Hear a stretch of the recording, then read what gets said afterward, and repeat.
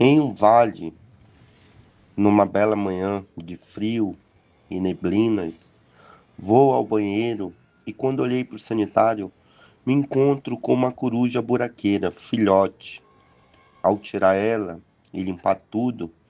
para decidir se eu ia criá-la, lá nesse vale onde eu morei, num campo, não passou uma semana a coruja fugiu e fiquei me perguntando para onde vou e ouvi a voz do meu pensamento que viria outra face para me assemelhar aos animais que têm o biotipo das células eucarióticas, que são os seres que possuem semelhanças humanas.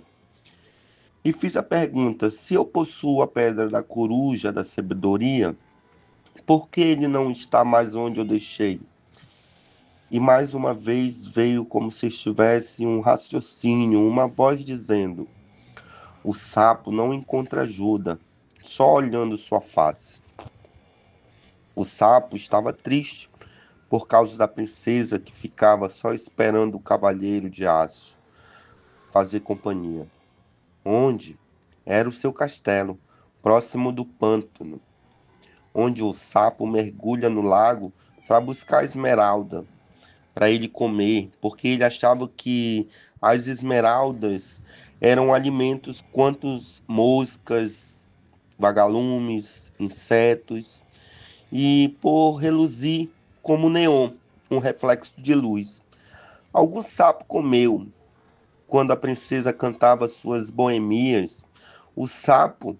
se entristece e guaxavam. Em resposta, até que em sua solidão, por comer esmeraldas e por formarem coral harmonioso, eles com uma união de vida, répteis, anfíbios, mamíferos, eles com radiantes esmeraldas, quando alguém incomodavam, usavam suas esmeraldas para abrir e fechar portas para onde era o Aximundi, que foi o eixo do antigo mundo, na era primitiva, que é a nova era da luz, que é o nosso planeta. Ao entrar no portal, cavavam buracos, encontrando pedras de esmeraldas para terem força do pensamento. A camada do Aximundi continha som e luz, que vinha do Frostbites, que é uma contagem metrônomo, o tempo de acordo com a harmonia da melodia do som, que era o subsolo da Terra formado por esmeralda, com o nome de Frostbite. Sua força era pensar de quem a possuíra, para terem força do pensamento, que somente o amor dos seus romances, ao reconhecer como sua princesa o cavalheiro, e uma dessas idas ao dispensar do lar e ir sustentar a despesa do castelo, o sapo sai do, do, do pântano, encontra a magia real e, através de um jogo de espelho, como num truco de cartas, usa um truque para beijar a princesa, se passando por um príncipe. E a real mágica, que é a união do cavaleiro e a princesa, é descoberta, pois quando o sapo sai do castelo, por ter cobiçado a esposa do homem, ele encontra uma ninfa e diz a ele: se eu não estivesse comido pedras e esmeraldas, você seria um bom prato. Então, a real magia, que é a real mágica, estava sobre o poder da vara de condão, que a ninfa, através da magia, transfere da sua vareta mágica a chuva molhada para o sapo. E foi quando ele percebeu que tinha uma princesa pela segunda vez e a ninfa pela primeira vez. Ele tinha amado e, ao ter dispensado a boa bisca e ao seu retorno ao pântano, se tornou sapo mágico. E que, ao sentir solidão, apenas guaxava, e as pedras que eles comeram os tornaram reis do pântano. E onde abriu o portal Aximundi, ali estava agora o espelho com seu reflexo animal, consciente, que precisa do fôlego do ar, mas também tem a luz do frostbite, né? Que é esta história que se repete nos quatro cantos, ensinando a cura do veneno do sapo mágico, que eram incomodados e buscavam ajuda nas esmeraldas que estavam no frostbite, que conhecemos como a lâmina da segunda camada da terra, abaixo de 2 metros da superfície do solo. Essa camada é ofendida por contaminação do meio ambiente, a poluição do ar atmosférico, do biodomo, da ionosfera, com a liberação de poluentes, que atrapalha a Kundalini, que é a respiração do planeta em contato com o homem, a natureza, abrindo sobre o solo, o norte da Terra, buracos que antes vedava, tapando a expiração não filtrada pela permafrost e liberando o núcleo do planeta, o gás metano, que forma a composição que adiciona mercúrio, carbono, metal, poluentes e viroses de vermes para o buraco da caverna de ozônio, que é a camada onde se encontravam as pedras do frostbite.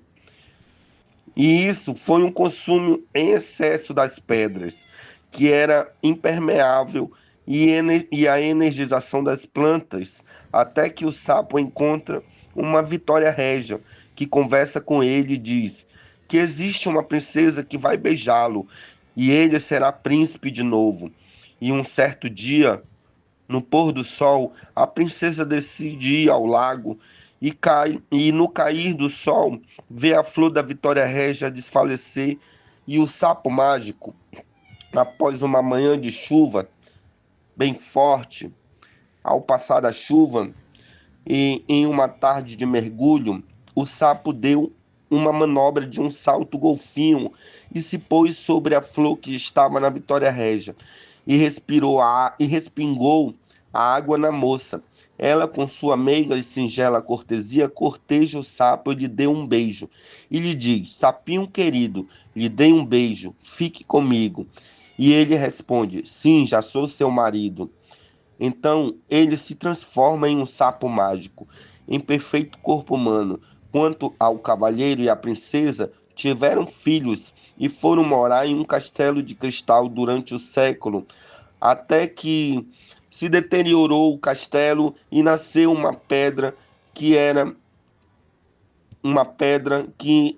envolta por uma árvore. Essa árvore era uma árvore de acácia amarela, que tinha a sua esmeralda no seu interior, e até se decompor entre os satélites e os gás hélios do tempo atual. O sapo e a moça construíram suas tocas, cuidavam das porções das plantas curativas. Ao passar do tempo, o sapo ensinou seus filhos o segredo da magia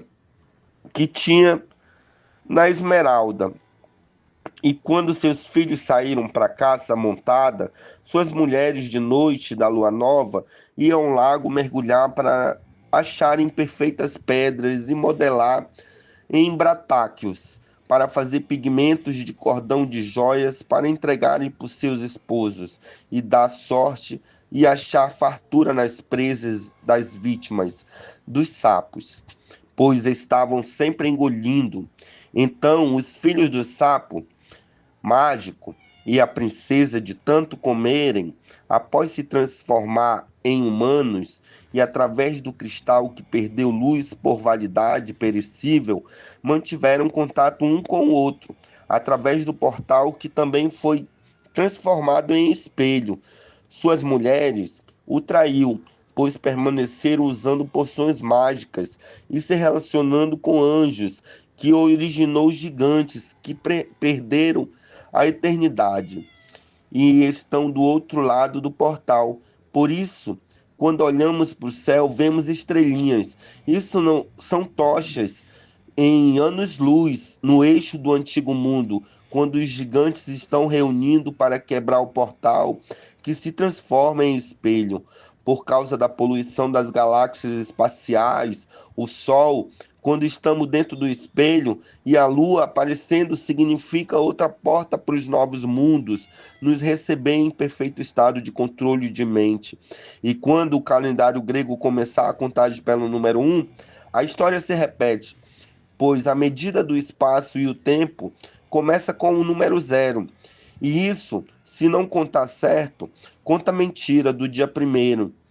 tendo que saber onde inicia a história do universo. E para isso, na Terra dos pequenos gigantes que querem destruir a ponte que liga a morte até a imortalidade não desgastada pela secularidade do milênio, conhecido por histórias contadas que não foram registradas, nos mostram um responsável que se transforma através das pedras de luz mágica deste mundo, revelando por minha saudação a todos os mágicos da escuridão incriada e a coruja da sorte, me desapegando do que não é meu e atraindo o som dos odes.